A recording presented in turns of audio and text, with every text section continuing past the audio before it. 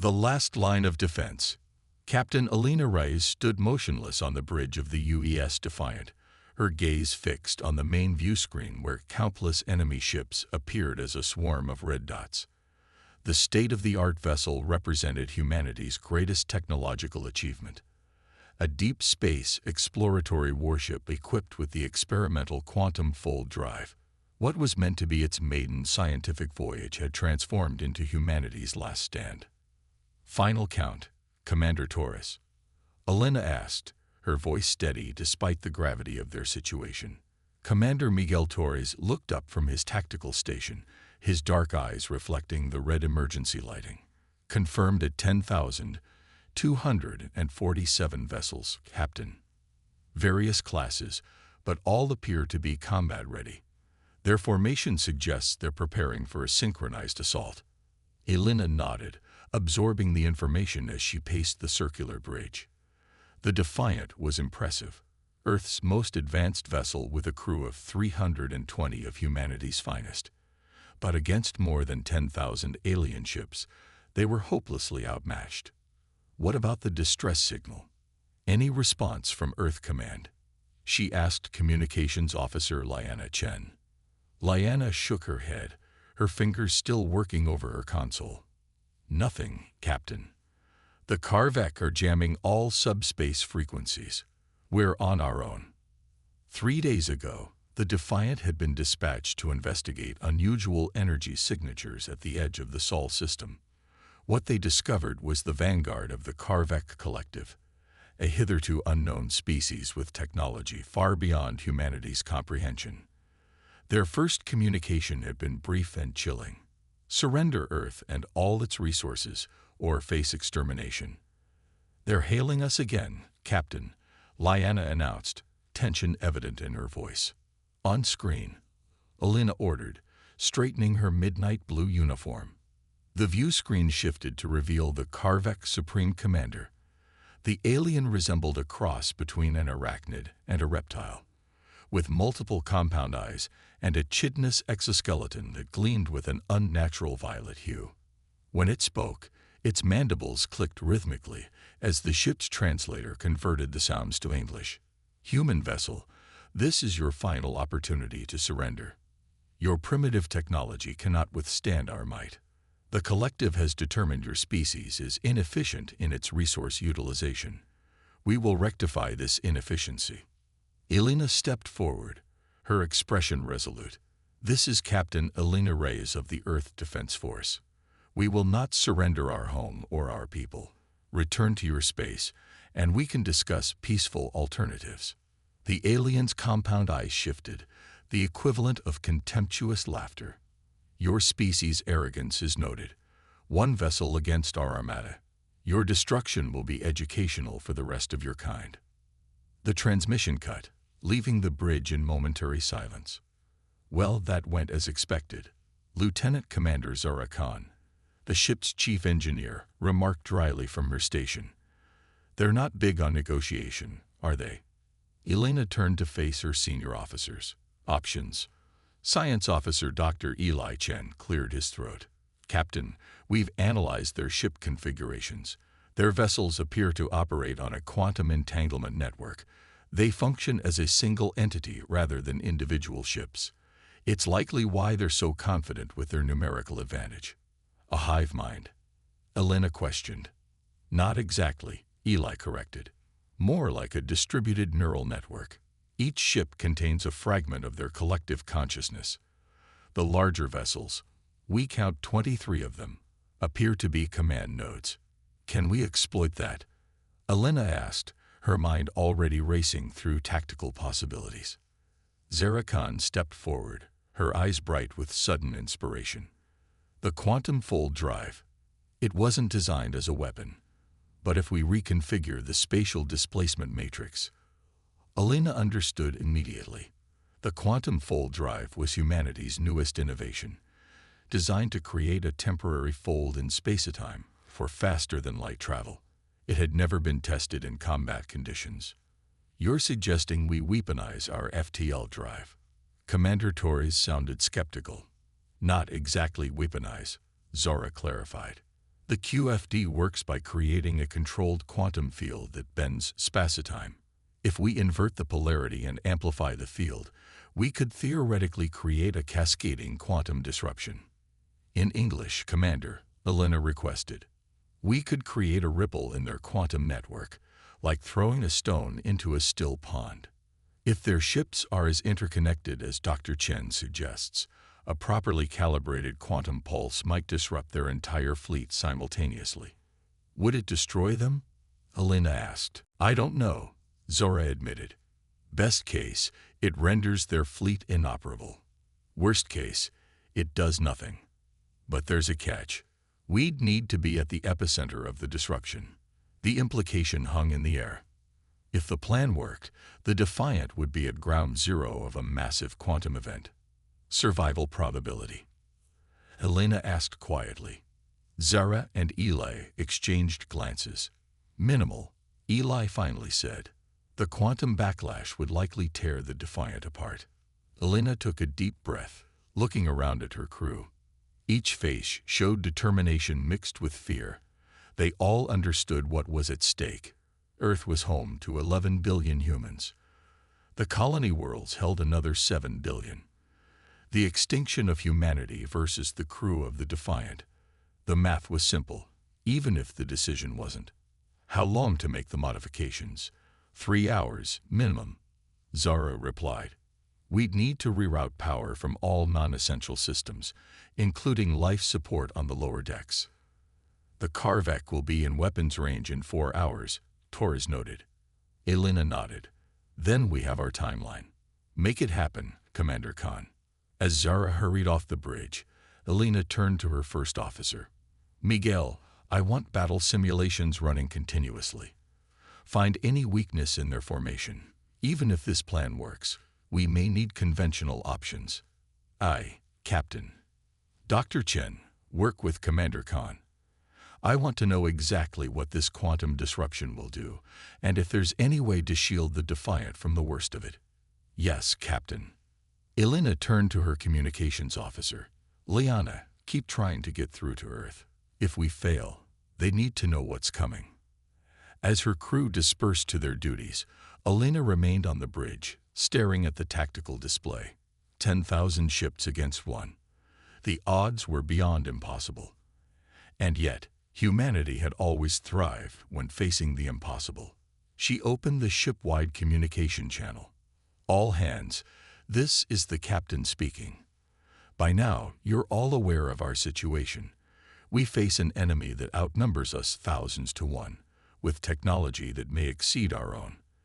They threaten not just our ship, but all of humanity. She paused, choosing her next words carefully. I won't deceive you. Our chances are slim, and the plan we're pursuing carries extreme risk. Each of you joined the Earth Defense Force, knowing that one day you might be called upon to make the ultimate sacrifice. That day has come. Elena's voice grew stronger. But I promise you this. If the Defiant falls today, it will fall in such a way that humanity remembers. We will show these Carvec that humans don't surrender, we don't cower, and we don't go quietly. If we die today, we die giving Earth a fighting chance. Throughout the ship, the crew of the Defiant listened, determination replacing fear in their eyes. To your stations. Prepare for battle. Rise out.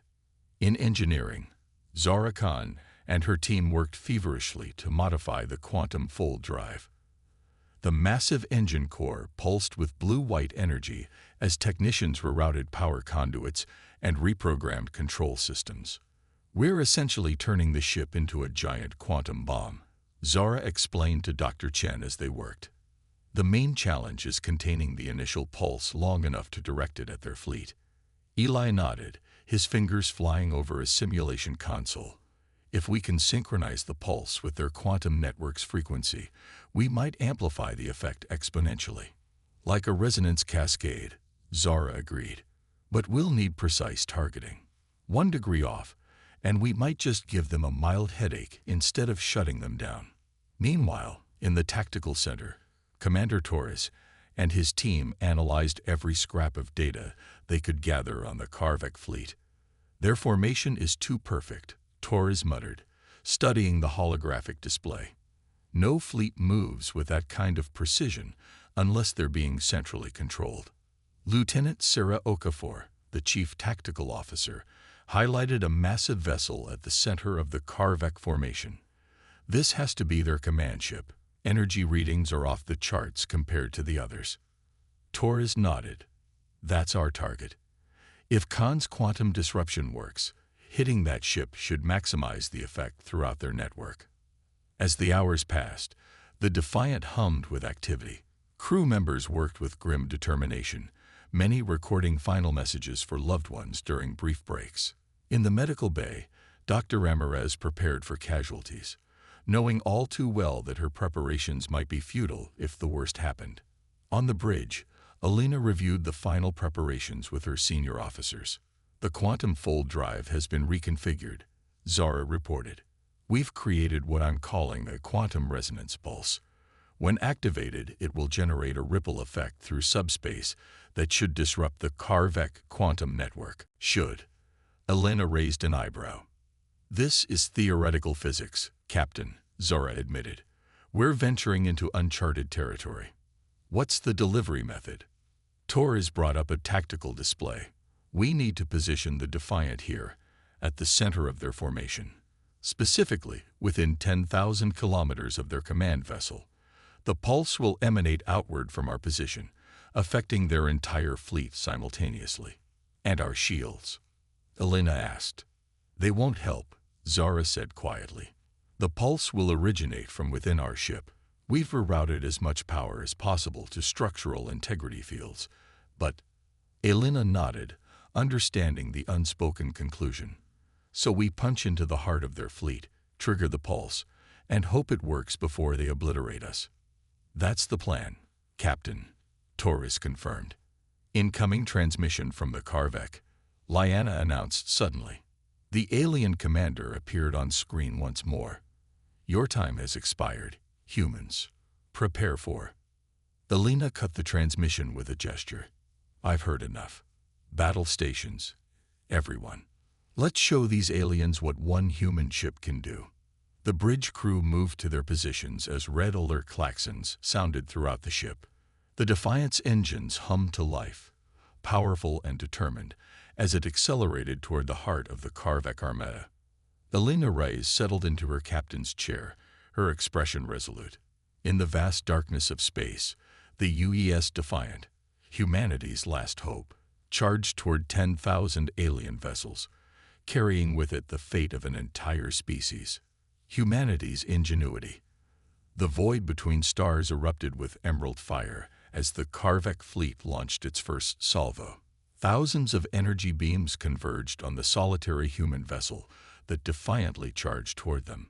Evasive pattern delta.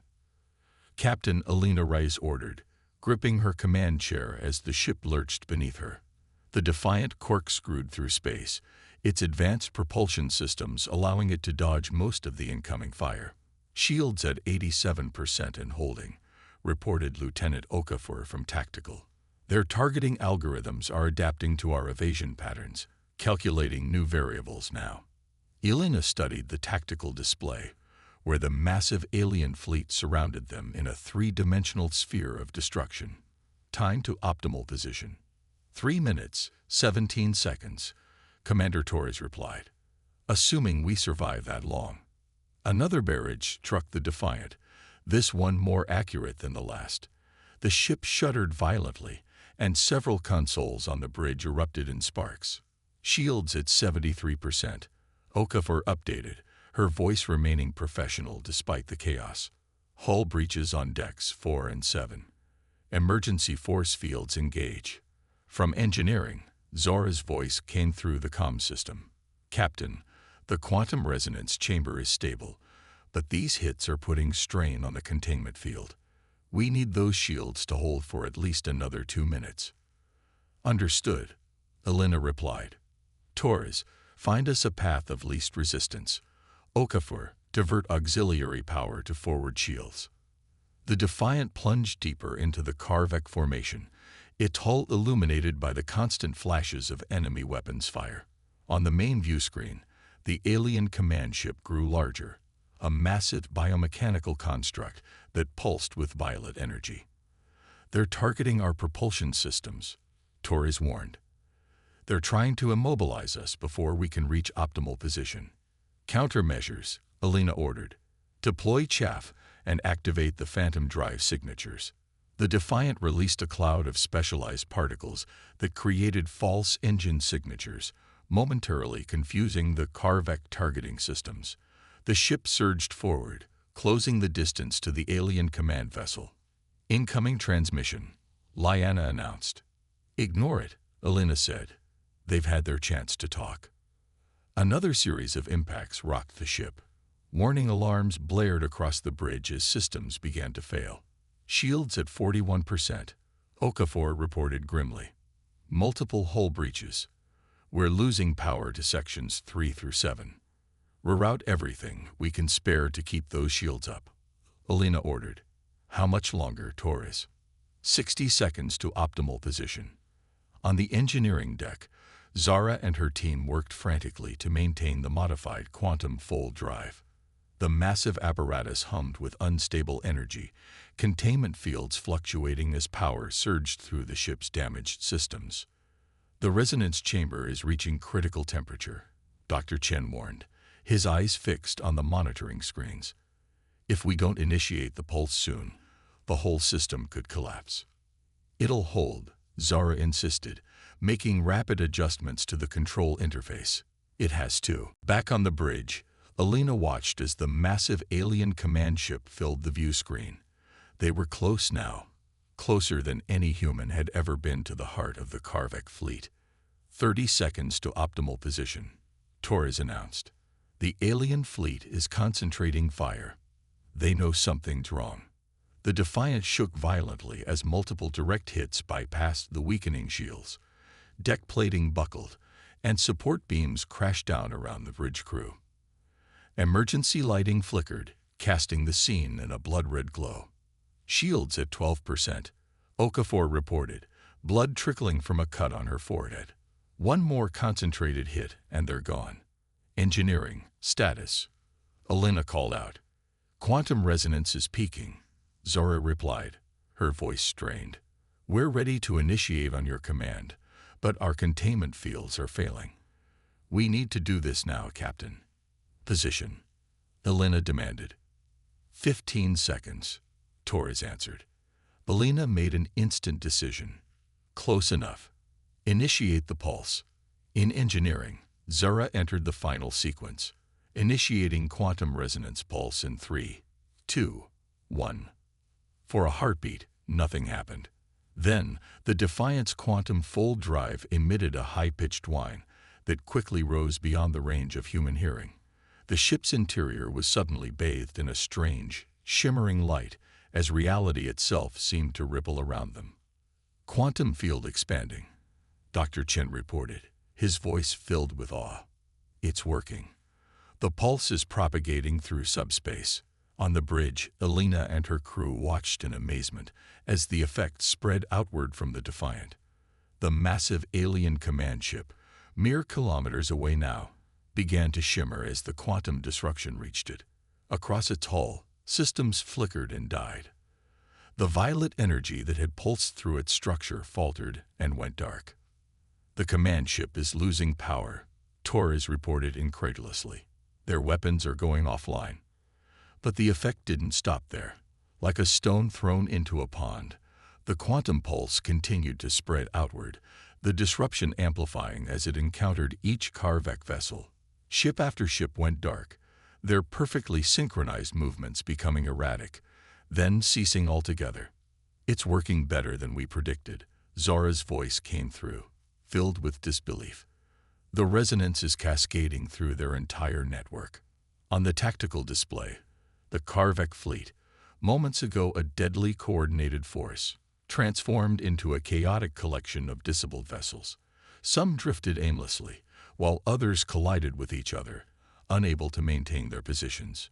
"What about the Defiant?" Alina asked, bracing herself as the ship continued to shake around them. "Status: not good," Zara replied honestly. The quantum backlash is tearing through our systems. Structural integrity is failing. We have maybe 2 minutes before the drive core breaches. Elena didn't hesitate. All hands, evacuation protocol, get to the escape pods. As the crew scrambled to abandon ship, Elena remained on the bridge, ensuring the evacuation proceeded as orderly as possible under the circumstances. Commander Torres stood at her side, refusing to leave his captain. The alien command ship is hailing us, Lyanna reported from her station, one of the few still operational. Elena exchanged a glance with Torres. Put it through. The view screen flickered to life, showing the Karvek Supreme Commander. The alien's usual composure was gone, replaced by what could only be described as panic. "What have you done?" the alien demanded, its translated voice distorted. "Our network, our ships, you've severed the collective consciousness." Elena stood tall, despite the chaos around her.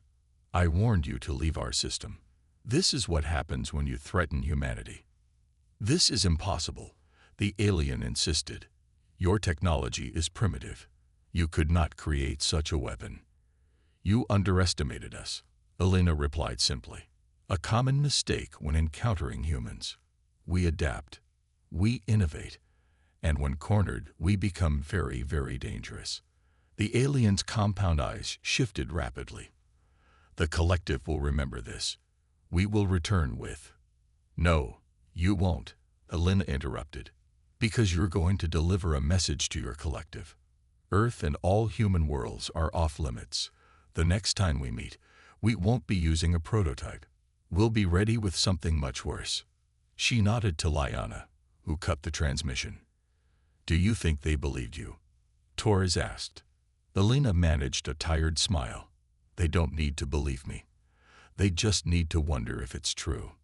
A violent tremor ran through the ship, more severe than the others. "Captain, we need to go," Torres urged. "The drive core is reaching critical." Elena nodded, taking one last look at her bridge. "Let's go." As they raced through the corridors toward the escape pods, the Defiant continued to break apart around them. They'd reached the last pod just as another explosion rocked the ship. "Get in," Elena ordered Torres, who hesitated only briefly before climbing inside. As Elena moved to follow, another explosion sent a support beam crashing down, pinning her leg. Torres moved to help her, but she waved him back. "Launch the pod, Commander. That's an order." "Not without you, Captain." "Someone needs to tell Earth what happened here," Elena said firmly. "Someone needs to ensure we're ready if they come back." Before Torres could protest further, Elena reached for the external launch control, sealing the pod and initiating the launch sequence. The last thing she saw was Torres' face through the viewport as the pod ejected from the dying ship. Elena Reyes dragged herself to a viewport just in time to see the escape pods streaking away toward the safety of Earth. Around the crippled Defiant, the Karvek fleet remained in disarray. Thousands of ships rendered impotent by human ingenuity and courage. The ship's computer announced the final countdown to core breach. Elena closed her eyes, at peace with her decision. One ship, one life, against the survival of humanity. It had been an easy choice. In the darkness of space, the UES Defiant erupted in a brilliant flash of light as its quantum fold drive finally breached. The resulting explosion created a subspace shockwave that damaged or destroyed hundreds more of the already crippled Karvek vessels. Days later, when Earth rescue ships arrived at the scene, they found the remnants of the alien fleet in retreat, those ships still capable of movement slowly limping back toward the edge of the solar system. Commander Torres stood in Earth's Central Command, addressing the assembled military and civilian leadership. "Thanks to Captain Rice and the crew of the Defiant, the Karvek threat has been neutralized," he reported. "Analysis of the disabled alien vessels we've recovered confirms Dr. Chen's theory. Their entire fleet operated on a quantum entanglement network that made them formidable when functioning but catastrophically vulnerable when disrupted." "And you believe they won't return?" asked Admiral Chandra, the head of Earth Defense Force. "They will certainly remember what one human ship did to their fleet," Torres replied. "But I wouldn't count on fear alone to keep them away. Captain Rice bought us time, but we should use it wisely." The Admiral nodded. "We've already begun incorporating the quantum resonance technology into our defense systems. If the Karvek return, they'll find more than one ship waiting for them." After the briefing, Torres stood at the memorial wall where Elena Rey's name had been added alongside the other fallen crew members of the Defiant. In the grand scheme of galactic politics, it had been a small battle, one ship against many, but it had changed everything. Word of humanity's stand against the Karvek spread quickly through the nearby star systems. Other species, previously cautious about engaging with humans, suddenly sought alliances and trade agreements. The reputation of humanity transformed overnight, from newcomers on the galactic stage to a force to be reckoned with. One ship, one brave crew, had changed the course of human history. As Torres placed his hand on the memorial plaque, he whispered words that had become humanity's new motto among the stars. "Never underestimate what humans can do when the odds are impossible." In the vast darkness between stars, the remaining Karvek ships continued their long journey home, carrying with them a message that would soon spread throughout the galaxy. Beware the humans. Even a single ship of theirs can change the fate of thousands.